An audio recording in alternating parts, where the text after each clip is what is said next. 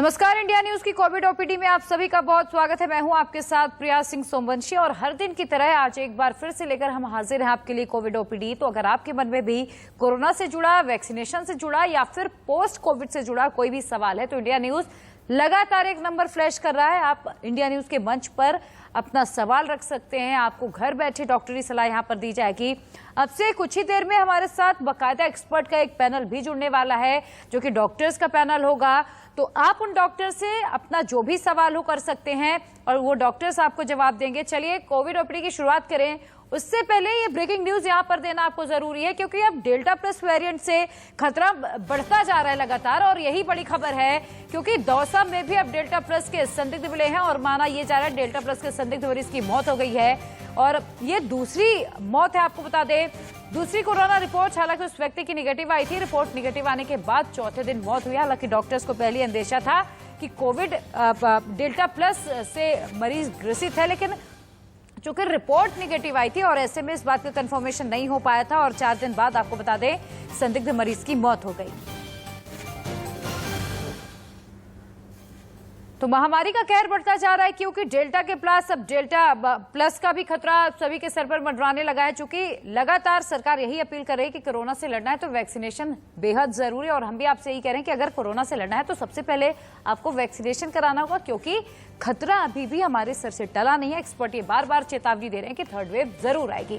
फिर मौतों की एक बार से रफ्तार बढ़ गई। हम ऐसा क्यों करें? क्योंकि पिछले 24 घंटे में एक बार फिर से जो मृत्युकों का आंकड़ा है वो बढ़ गया है और ऐसे में चिंता की बात यही है कि एक बार जब वापस से उछाल आया है मौतों के आंकड़ों में तो ये समझ लेना चाहिए क्या ये कहीं इंडिकेशन तो नहीं थर्ड वेव का।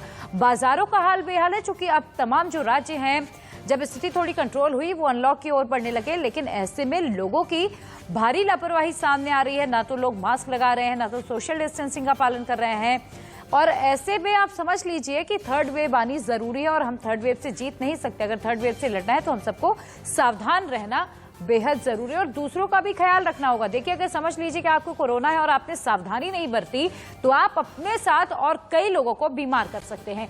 इसी बीच ये ब्रेकिंग न्यूज भी आपको बता दें, जाइडस कैडिला ने वैक्सीन इस्तेमाल की मंजूरी मांगी है। आपको बता दें जाइकोव डी के इमरजेंसी इस्तेमाल की मंजूरी मांगी गई है। 28,000 लोगों को आपको बता दें इसका टेस्ट किया गया था। 28,000 लोगों पर इसकी टेस्टिंग की गई थी। जाइकोव डी को बिना सुई की मदद से लगाया जाएगा और इजाजत मिलने पर दूसरी स्वदेशी वैक्सीन होगी जाइकोव डी और इसे लेकर डीसीजीआई से आपको बता दें अप्रूवल की मांग भी की गई। उम्मीद की जा रही है कि जल्दी से मंजूरी मिल जाएगी और उसके बाद दूसरी स्वदेशी वैक्सीन हमें मिल जाएगी जाइकोव डी के रूप में। तो जाइकोव डी के इमरजेंसी इस्तेमाल की मंजूरी मांगी गई है और इसके बाद चूंकि भारत में पहले ही 4 वैक्सीन आ चुकी है, फाइजर की बात करें, स्पुतनिक वी की बात करें, कोवैक्सीन की बात करें, कोविशील्ड की बात करें, तो कोरोना से लड़ने के लिए हमारे पास 4 हथियार पहले ही हैं। लेकिन अब जब जाइकोव डी भी आ जाएगा तो माना यह जा रहा है कि कोरोना से जंग में हमारी लड़ाई और तेज हो जाएगी।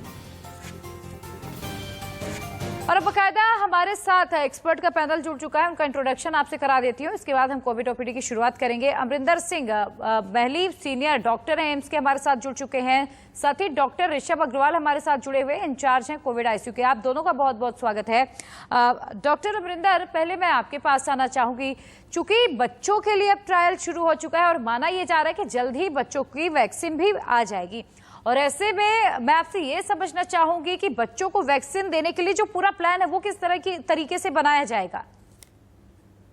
देखो, वैक्सीन लगाने के लिए पहले सबसे पहले ट्रायल बहुत जरूरी होता है कि एक ट्रायल करते हैं सेम पॉपुलेशन ग्रुप पे कि वो उसके लिए सेफ्टी प्रोफाइल, एफिकेसी प्रोफाइल ठीक है कि नहीं। तो अभी ट्रायल तो स्टार्ट हो चुका है। हाँ, तो एक कोवैक्सीन ने ही एक इंट्रानेजल वैक्सीन जो है वो बच्चों के लिए निकालेंगे। वो भी काफी मात्रा में, काफी करोड़ में डोजेस बना रहे हैं। तो इंट्रामस्कुलर या इंट्राडर्मल की बजाय ये एक इंट्रानेजल वैक्सीन होगी, जैसे स्प्रे किया और वैक्सीनेशन मिल गई और बच्चों को कोई प्रॉब्लम ही नहीं होगी। तो ये एक माध्यम रहेगा कि बच्चों के लिए सबसे बेस्ट जो रूट है वो intranasal I think it is best route for children. ना उनको दर्द होगी, ना कोई इंट्रामस्कुलर लगेगा, कोई मसल में भी नहीं लगेगा, ना इंट्राडर्मल लगेगा, तो सीधा वो नेजल रूट सीधा इफेक्टिव होगा। तो वो उसके लिए तैयारी बहुत अच्छी कर रहे हैं भारत सरकार भी। और जो बाहर से भी वैक्सीन आएंगी वो भी चाहे इंट्रामस्कुलर भी लगे, वो बच्चों के लिए कारगर सिद्ध होंगी। बिल्कुल, लेकिन डॉक्टर अमरिंदर, बच्चों को वैक्सीनेट करना एक बहुत बड़ी चुनौती होगी। डॉक्टर ऋषभ से आगे मैं इसका जवाब लूंगी। फिलहाल कॉलर्स की ओर बढ़ेंगे। तनिष्का हमारे साथ दिल्ली से जुड़ चुकी हैं। तनिष्का, इंडिया न्यूज की कोविड ओपीडी में स्वागत है आपका। सवाल क्या है? तनिष्का, आप मुझे सुन पा रही हैं? आप तनिष्का से फिर से जुड़ने की कोशिश करेंगे। डॉक्टर ऋषभ, चूंकि बच्चों को वैक्सीनेट करना एक बहुत बड़ी चुनौती होगी, ऐसे में आप क्या प्रोसेस होनी चाहिए, क्या प्रोसीजर हमें फॉलो करनी होगी बच्चों को वैक्सीन देने के लिए? क्योंकि हमने बड़ों में जो लक्षण देखे हैं, जो कहा जाए कि साइड इफेक्ट्स देखे वैक्सीनेशन के बाद, तो बच्चों में भी कुछ वैसे साइड इफेक्ट्स देखे जा सकते हैं क्या? इसे लेकर किस तरह से सावधानी बरती जाएगी?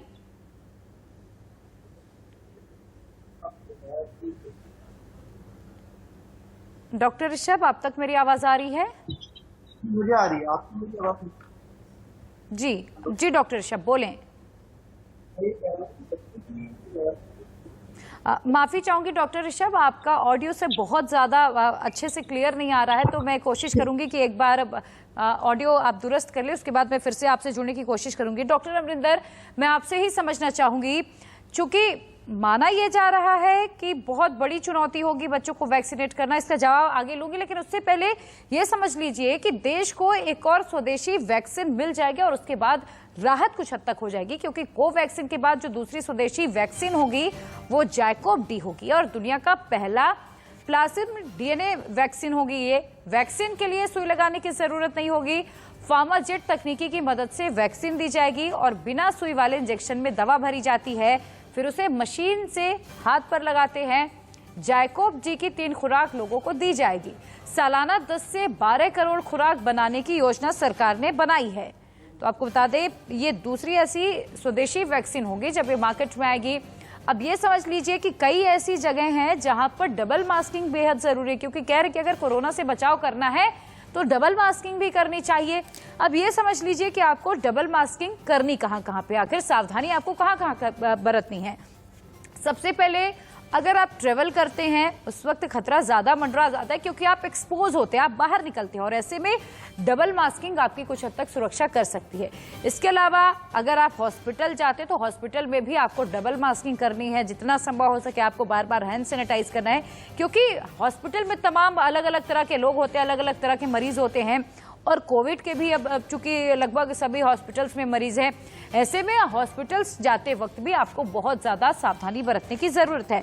अब घर से निकलते वक्त भी आपको सावधान रहना होगा, क्योंकि मैंने पहले भी कहा कि जब आप बाहर एक्सपोज होते हैं वैसे आपको सावधानी अपनी बढ़ा लेनी चाहिए, यानी आपको डबल मास्किंग करके ही निकलना चाहिए। भीड़ भाड़ वाली जगहों में पहली बात तो आप जाने से बचें, लेकिन अगर आपको जरूरी हो जाता है भीड़ भाड़ वाली जगहों में जाना, तो ऐसे में आपको डबल मास्किंग करनी है। आपको ऐसे में सोशल डिस्टेंसिंग का पालन करना है ताकि कोरोना आपको छू ना पाए। और हाँ, सबसे बड़ा जो हथियार है वो है वैक्सीनेशन। तो अगर आप 18 साल से ज्यादा उम्र के हैं तो आपको वैक्सीनेशन कराना बेहद जरूरी है।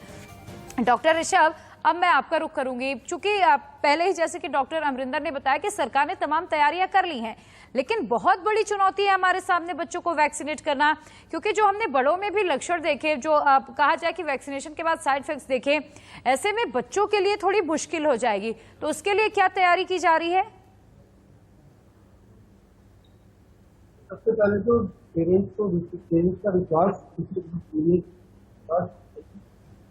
जैसे डॉक्टर अमरिंदर ने बताया कि सेफ्टी ट्रायल्स की जाते हैं, सेफ्टी ट्रायल्स के रिजल्ट सामने आएंगे तो बच्चों में, तो पेरेंट्स में विश्वास हो जाएगा कि बच्चों को एक्स्ट्रा तैयारी करनी पड़ेगी, क्योंकि बच्चों को वैक्सीन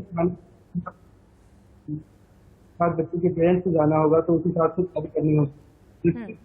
वैक्सीन या जो वैक्सीनेटर होगा जो बच्चों को आएगा, एक्चुअली ट्रेन करने होंगे उनको भी, क्योंकि बच्चों को वैक्सीन लगा रहे हैं उनकी, तो ये सब ट्रेनिंग चल रही है, अब इसको आगे भी चल जाएगा। और दूसरा, बच्चों को ऑब्जर्वेशन टाइम भी बच्चों के लिए बहुत अच्छा होगा, और बच्चों को उसके बाद अगर कुछ साइड इफेक्ट जाहिर है कि गजब आएंगे, इसलिए भी उनकी कोई व्यवस्था करती है।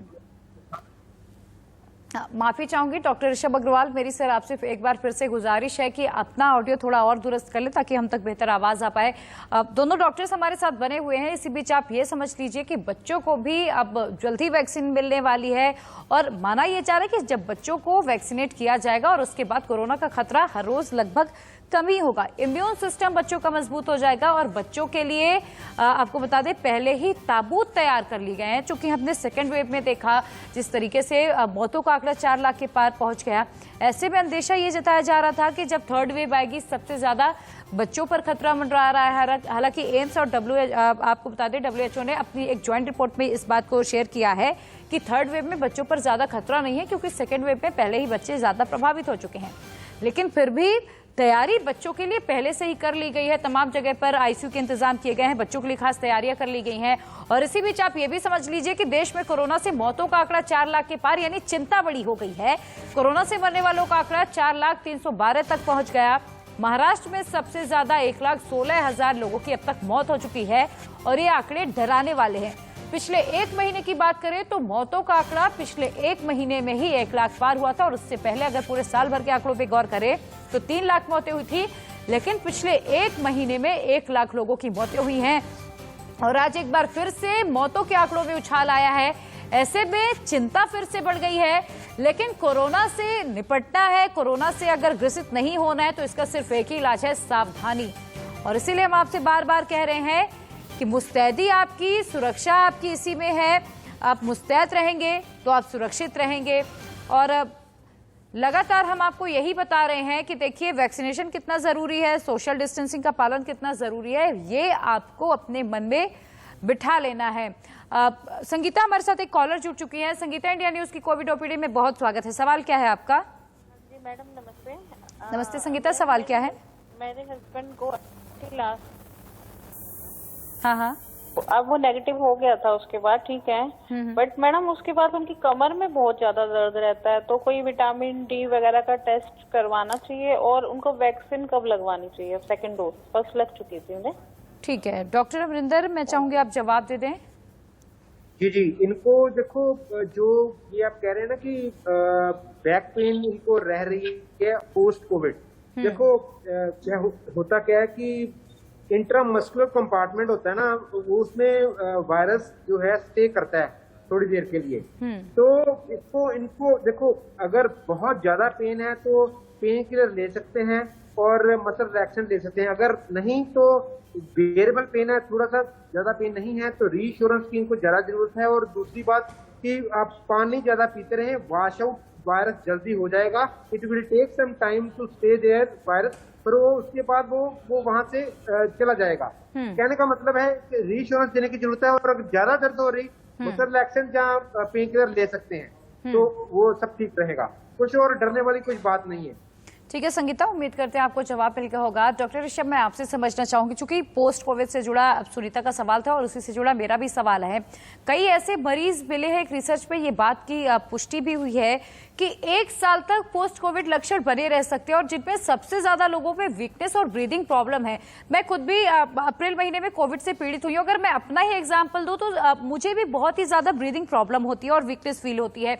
ऐसे में पोस्ट कोविड प्रॉब्लम से कैसे निकला जाए, क्योंकि ये बहुत बड़ी समस्या बन गई है लोगों के लिए।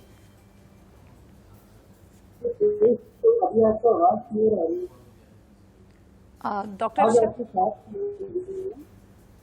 जी, डॉक्टर ऋषभ बोलें।